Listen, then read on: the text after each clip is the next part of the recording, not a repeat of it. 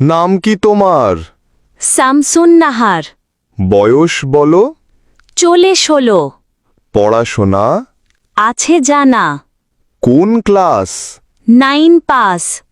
রান্না বান্না, কাপড় কাচা, পারো তো ঘর মোছা, বেলতে জানো রুটি?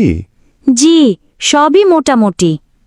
খুলো তো ঘোমটা, দেখি তো চুলটা, লম্বা নাকি খাটো, একটু তো হাঁটো, দেখি তো পাগুলো, ফর্সা নাকি কালো, কালো কিংবা ফর্সা তাতে নাই সমস্যা, হাদিয়া ঠিকঠাক পেলে বিয়েতে রাজি হবে ছেলে। ছেলে আমাদের চাকরি করে রাজধানীর ঢাকা শহরে, অনেক বেশি মাইনা, যৌতুক আমরা চাই না। তবে পারলে একটা গাড়ি, আসবে জামাই শ্বশুর বাড়ি, পায়ে হেঁটে কেমনে আসে, যাবে বংশের মান ভেসে। তাই একখান গাড়ি চাওয়া, তেমন নাই চাওয়া পাওয়া। খাট, পালং, সুকেজ, আয়না, এগুলো তো বলতে হয় না।